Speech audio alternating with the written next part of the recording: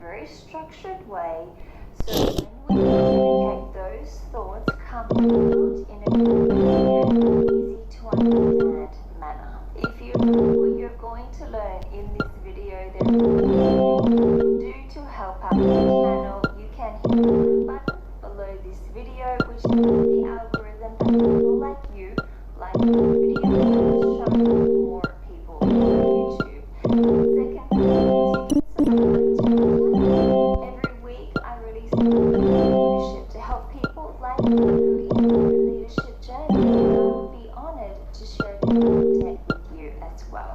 Now let's move on to how to communicate your thoughts clearly.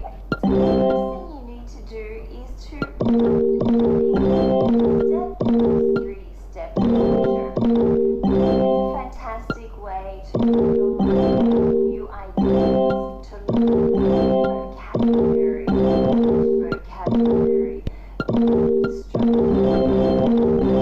structure of ideas as well. And if you want to organize your thoughts, because you can help people organize their ideas and organize their thoughts. So every time you read a book, whether it's fiction or non-fiction, you expose yourself to all of these things. With all of the vocabulary or good structure on the and why would you? Not necessary when people have gone through this process to read those books. I see it, these books are really into the world, organized thoughts and good structure. I mean, think of how long it takes to read a book, how many revisions you do, how many other people are involved in the process to improve on their ideas or improve on their structure. There's a lot of time and effort put into writing. You can accomplish this. Use this final product to improve rich vocabulary with good structure and with organized thought. You can basically learn from these high-level authors, from the high-level that other people have created. What kinds of books should you read? Well, yes, I'm not talking about big books. I'm not talking about children's books. The kinds of books I recommend you read are non-fiction, but also fiction books, biography, classical literature, books like literary fiction. All of these other types of books have had a lot of work put into them that are using a level of vocabulary that you probably want to go for. Since you are working to become a leader, you probably want to sound more intelligent and sound more structured and organized as you speak. These are the kind of books that you can use to draw those ideas to get the vocabulary from as well. I do encourage you to read books that you don't normally read. This will help you to new ideas, new ways of thinking, your ideas as well. So if you read biographies, maybe or books about events, or maybe you read books of you can learn a lot reading. How often should you read? This is a question you get asked quite a lot. I recommend you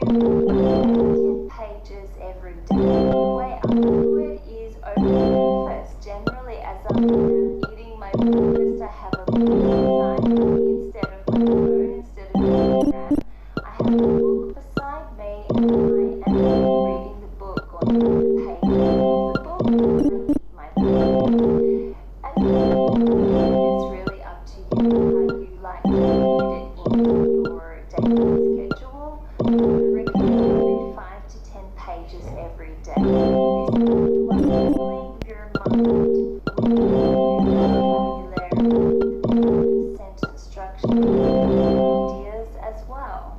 You probably have any recommendations for you as to what book you should read. This is definitely I'm going to be getting at this point in the YouTube video. So I wanted to share with you this one book. It is one of my favorite books to read. It's called Profiles in Courage by F. Kennedy. I will put some information about it. It's an old book. It was written in 1965 in a very colloquial English like people use. Then I really love the way people used to write books at the time, even prior to the 1960s. I find it intelligent, the vocabulary used, rich, the phrases that are used. One of the things in this book that I came across and I absolutely love and I thought was independent courage. The phrase independent courage.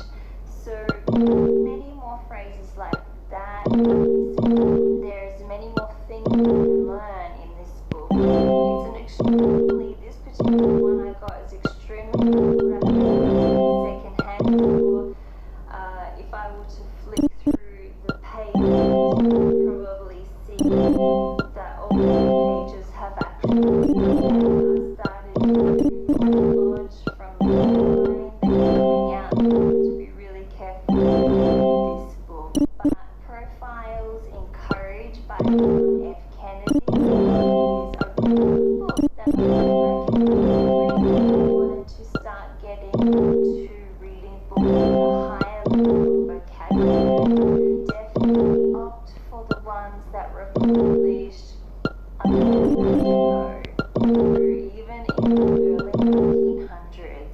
The way they used to write back then, the way they used to write thoughts back then, the vocabulary they used back then was at another level. You hardly even see that nowadays in books that are published.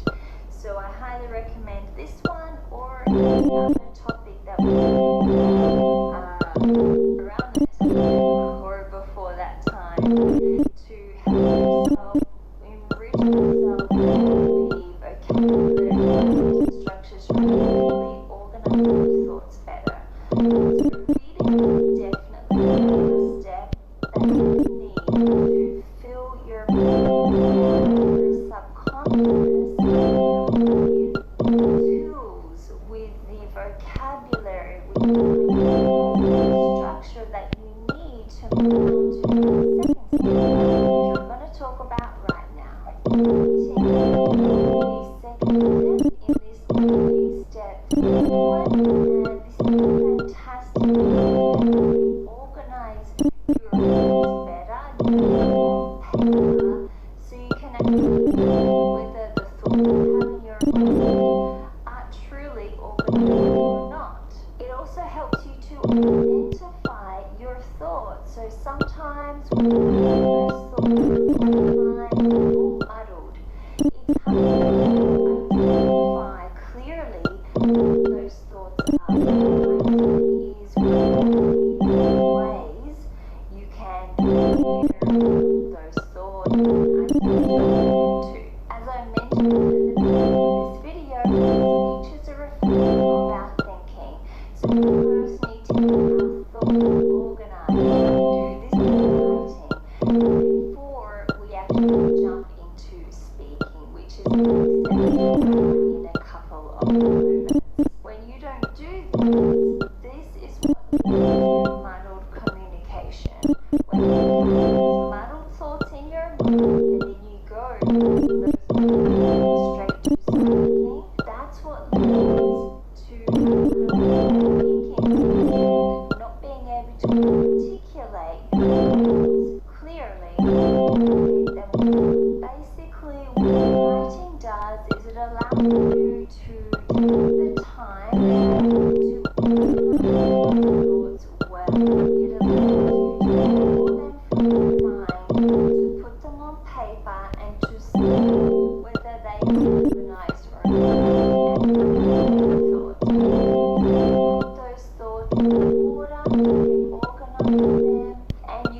eliminate thoughts that aren't important or that don't add anything to the discussion. If you feel that you don't make sense when you speak, well, probably because you haven't taken the time to organize your thoughts like you do through this writing process. Just jump straight into speaking, organizing them first,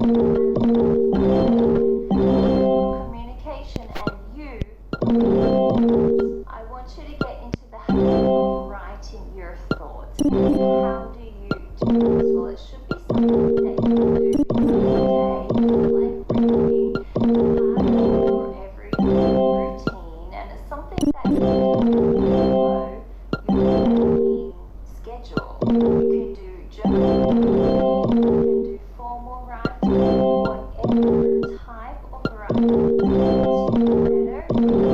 You write 1 page every day. So reading is 5 to 10 pages, but writing, because it takes more time, you are pause, you're organizing thoughts a lot more. 1 page. I usually do my reading in a book much like this. It is just a plain notebook. Pages are plain. There is no line in this book. And I find that this works much better for me to not have I find that when I'm working on in a way prevents me from thinking freely, from writing freely. So I like to have the space and community on a page like this, scribble my thoughts and then coherent. What can you do about? So that's about your next question. You have this book. What do you actually and reflect on the past? Think of things that happened yesterday, last week, last month. Perhaps there were things you faced, conversations you had with people, challenges you faced, achievements you made, desires, goals that you're working towards, goals that you have achieved, disagreements you had with someone, or agreements you had with someone. There are a number of things you can use as inspiration for your writing, as well as reflecting on the past. You can look to the future. You can write about your future goals, your future dreams, your desires, conversations you have with people. And this is a fantastic way for people who communicate. So if you have a conversation you need to have with someone, a certain conversation, you're a bit nervous about conversation, you can write the conversation down using your journaling, your morning journaling that you do. If you're going for a job interview, you can use it for exactly the same thing as well. It's really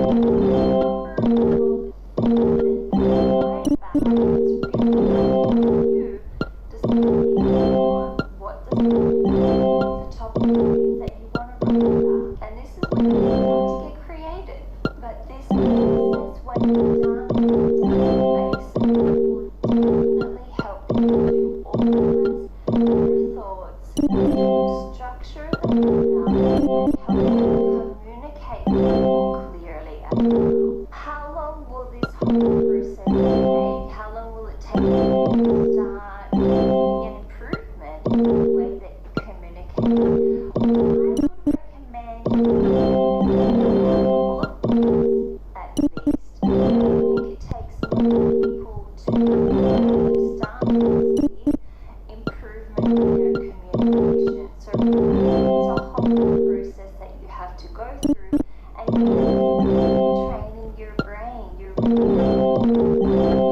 you think about things the way your thoughts and the way that they react as well when you communicate, and the way that you notice whether you are improving with your thoughts, articulating them well, is if you start to feel led, you are communicating in a much better way.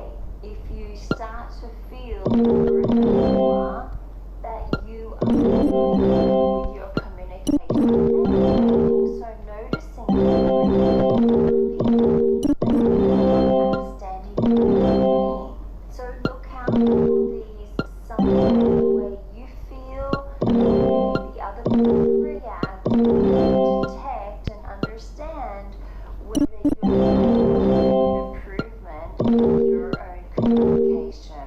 And the third in this sequence is so we have filled your mind with vocabulary, good structure. You progress through step 1 where you read. Then you transfer all of that knowledge and all of that intelligence to paper through the process of writing. In the process of writing, you have started to organize better, present good ideas, reflect good ideas as well. This has led to clearer thoughts in your mind, through clearer communication. The next step in this process is to actually, and this is where you have your thoughts from your mind out